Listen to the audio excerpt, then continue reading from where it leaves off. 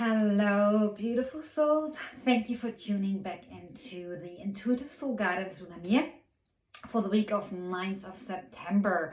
We are well into Virgo season and also well into eclipse season. And eclipse seasons are all about fated changes, like big life changes. They can be perceived as positive or negative. So it really is up to what is happening in your personal life, and definitely surprises. And what I always suggest is like flow with it. So again, thank you for tuning in, and I will give like a energy update for the week and also the channeled themes for you, plus the card of the week to help you with your soul guidance, and you can navigate through the week. Please let me know in the comments below if that is helpful for you, or if there is anything you would like to know more about, or something for me to go deeper into it, because this is for you guys. I'm doing that for you.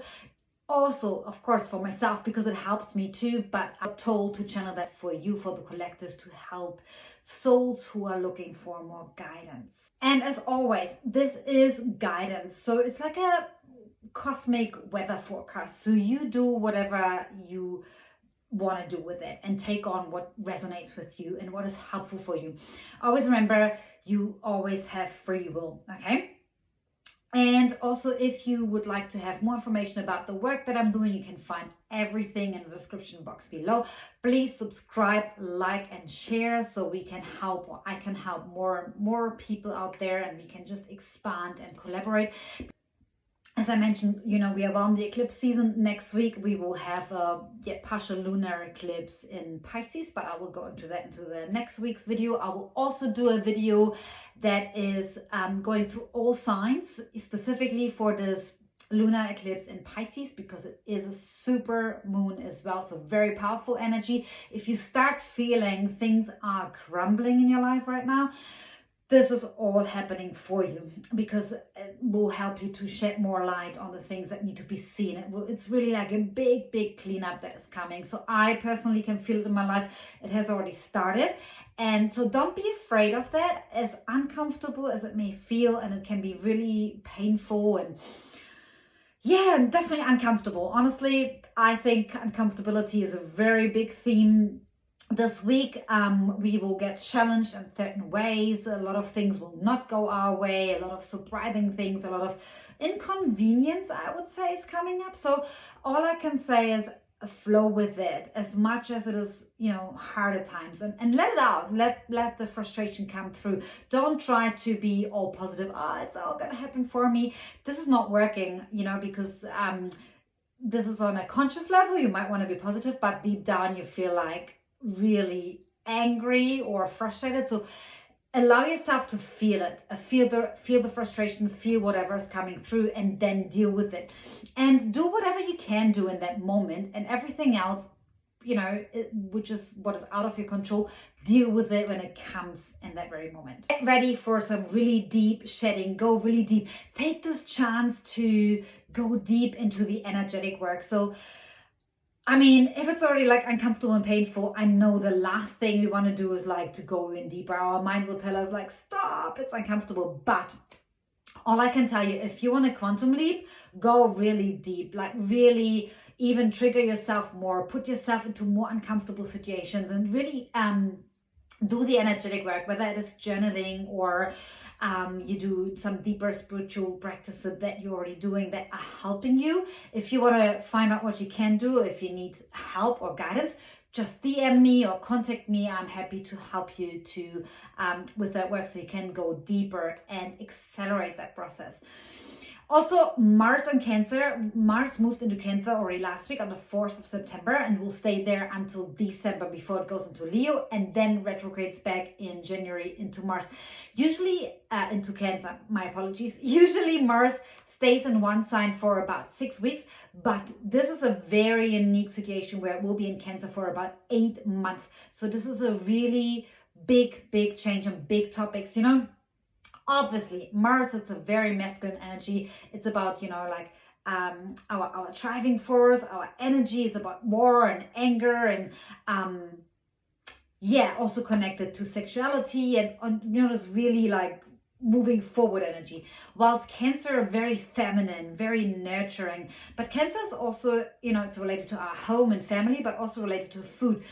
So really, on a collective level, there could be a lot of stuff around food and maybe shortages or even expansion in food, new discoveries about food, but also about the sense of belonging, about where do we see ourselves in this world, and when you reflect on it on a personal level, where do you see yourself individually? Where do you fit in this world, and where is your place?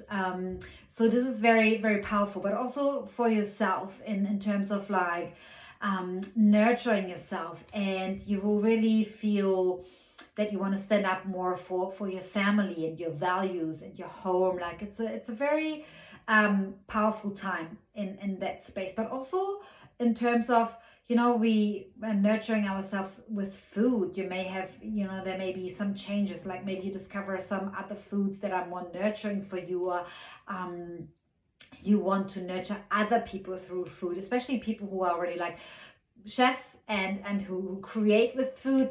Could be a great time to do some changes, or maybe you will experience something and you want to expand and endeavor into something new. The themes for this week that I have channeled for you, one theme that came through is pause and tune into your soul. And I don't mean Spirit wasn't showing me as pausing like do nothing, but when there's lots going on and the mind kicks in, you want to make decisions, but it feels like you feel like torn apart. Pause, tune into your soul, tune into your highest self and frequency, and ask your future version, ask Goddy, what would you do? What is the guidance, divine guidance? Please show me, please guide me, and see what comes up within the first 3 seconds, because that will be your intuition, your soul guiding you. And we want to move away from this analytical perspective and the logical stuff, especially with the Virgo season. Virgos are very analytical and they are overthinkers. So it's really important to tune more into your soul and develop a really strong relationship to that. And that will help you. And once you really let go and tune into that, there will be a much greater flow in your life, and you will allow more abundance, and it will just feel more natural. The second theme that came up, and it's already like in relation to last week, what I mentioned is health. Like health comes really, really strong into the forefront of the mind and will show up for all of us on different levels. This could be related to your nutrition, to your exercise, to your daily routine, to,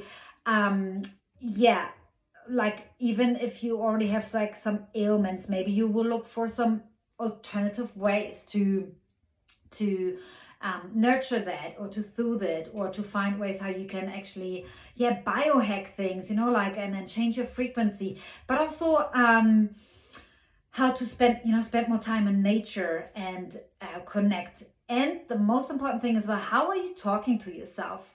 If things are not going so well, are you sabotaging yourself? Are you commanding and demanding your body to do certain things? We are so good at demanding from our body. Why aren't you working? Why aren't you fully energized? Why are you tired? And we really demand all the time. And maybe you even have a lot of negative self-talk. So really observe yourself and see where you can change that, because everything is vibration and energy. And if you have a lot of negative self-talk, you really filling your body and your energy field with that. And obviously what will be reflected back to you is exactly that. So really a great time to reflect and change that. And also look at all the things that are available to us right now. We have the internet. I know a lot of people are sabotaging it or saying, oh, it's bad, but really everything is available to us 24/7. You don't even need to go to the gym. You can go on YouTube. You can find like a workout, 30 minutes, home workout for beginners, or a new yoga session, or a new recipe, or nutrition. You can find anything. If you use your common sense, just, explore a little. You don't have to, if you don't have the finance at the moment to hire someone, or a personal trainer or nutritionist, you can get started with those things. You know what's good for you. We all actually know like some basics about what is healthy for us and what is not. But most of us are in denial, or we don't want to do the work. So just, be more open to that and really see all the opportunities that are given to you, and make the most of it. Like, access it and use it to your advantage.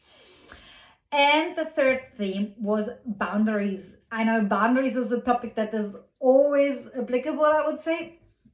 However, it is related to our health and energy system.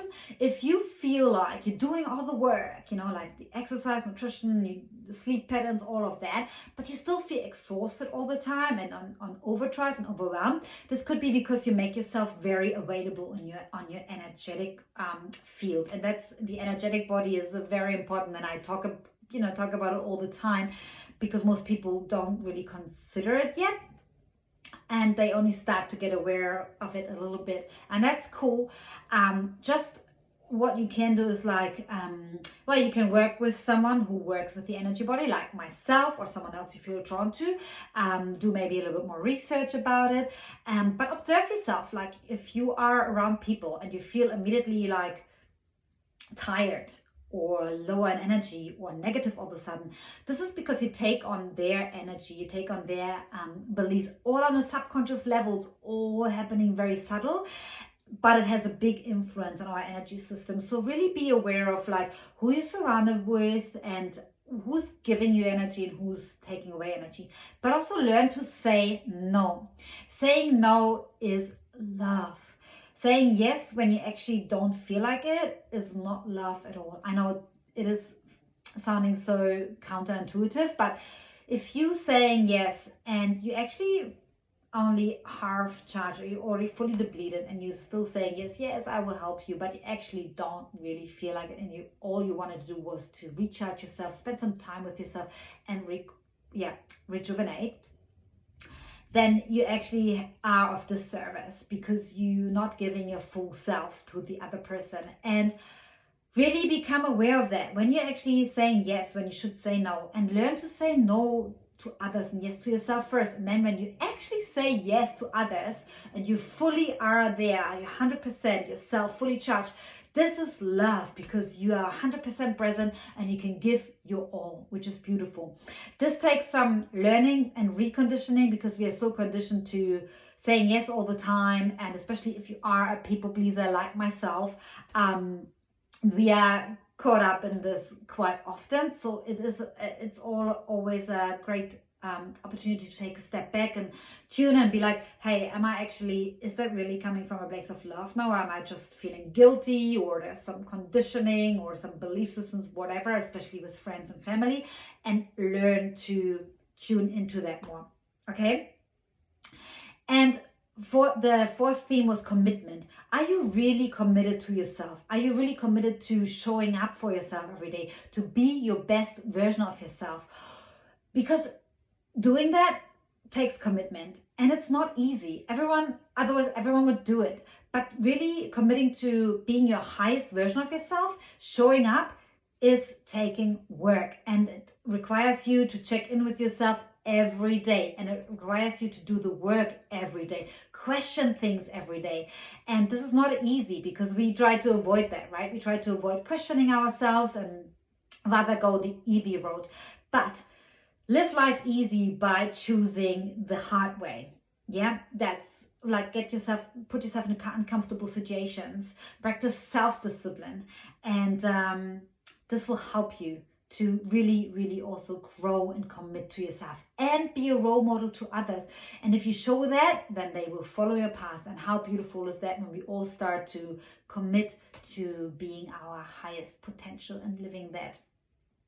And the fifth was frequency. That topic came up. It's about the energetic work, like I mentioned already at the beginning, to tune in and go deeper, especially now before the super full moon lunar eclipse.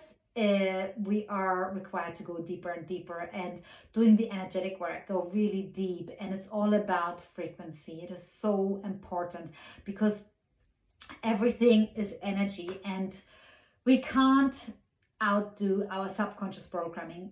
For example, if you are consciously saying, I'm abundant, but subconsciously you feel totally the opposite, you can say a million times to yourself, you are abundant, but it won't change anything. You have to go deep into your subconscious programming. What are the blocks? What is holding you back? What are the fears? And yes, this is uncomfortable again.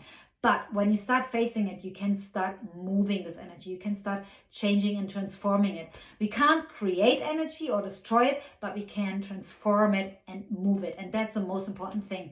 And again, tune in and ask this block. Work with this energy block and ask, how would you like to be moved? How can I move this? How can I speed up this process? And it may be coming up like, do a hard workout, go for a brisk walk, sit in stillness, listen to that podcast, talk to that person, whatever is showing up for you, follow that. This is what will help you to shift this energy. Really important. I know I talk about it so often, but it is actually the work. And yes, also it is not happening overnight. Depending how deep the programming is, you may have to do it 1,000 times. But it doesn't matter. I know energy, it's not tangible, it's hard, we can't grasp it, we can't see it, we don't see it, and that makes our mind very frustrated. But this is the beauty of this. We can instantly shift. We can instantly have the life. We can instantly do the work right now. We don't even need to we don't need tools. You don't have to be present in a workshop or going to a retreat. You can do it here, right now, wherever you are. And you can do it with yourself, because that's the beauty about energy, because it is available to all of us in this very moment. And you can work with yourself and you can collapse timelines. It doesn't have to be in 5 years' time. It can happen right now. But you need to do the work and you need to be consistent and keep doing it. Keep tuning into that frequency, okay? If you want to learn more about that, I am working a lot with energetics. That is my forte, where I help people and work also with their soul and help them to live a life with clarity and passion. And you can find more information about that in the description box, and you can connect with me. I would love to work with you. Now, moving on to the card of the week. Wow, the card of the week is Sisterhood of the Rose. Beauty and devotion, priestess, mystic, teachers. Very beautiful in alignment with the themes that I channeled, because it is about connecting to Mother Earth and to really notice the beauty that is around you, and also the beauty within you, and how you can contribute to the beauty in this world. Like, very deep meaning, and this map will look for everyone very different, and you can contribute by doing little things. But most importantly, you know how often we miss these beautiful moments that are actually given to us right in front of us. You know, the beautiful flowers that you walk by or you pass you walk along. You walk past when you're on your way to the bus station or to work or wherever, or the beautiful flower arrangement in the office, or when you enter maybe the doctors or something like that. You know, like, notice the beauty all around you, and that is so freely given, and especially connected to Mother Earth, to Gaia, like how beautiful the trees look, or how everything is so perfectly aligned. And then also notice the beauty within you, like the beauty of, for you, showing up every day, or the beauty how you make other people smile, or like even the way you dress. Like, make yourself feel beautiful. It's all about the feeling. It's not about the look. It's about what makes you feel beautiful. What creates a state of beauty for you. And also a great time to reflect, what does beauty mean to you in your life? Is it just the outside, or what is it on the inside? Really important to become clear of that, because we all have probably different views on what beauty means to us, and this is beautiful. And take this time. This is a really good time to connect with nature and enjoy the beauty, and see the beauty all around you, because beauty is everywhere. It's just a matter of perception and wanting to see it. And it's consciously choose beauty. Choose beauty this week, despite all the challenges. no matter what's going on, no matter how messy it is, no matter how uncomfortable it is and painful it is, see the beauty in everything. Thank you so much for tuning in. I hope this is of guidance for you, and I am sending you all lots and lots of love. Thank you so much.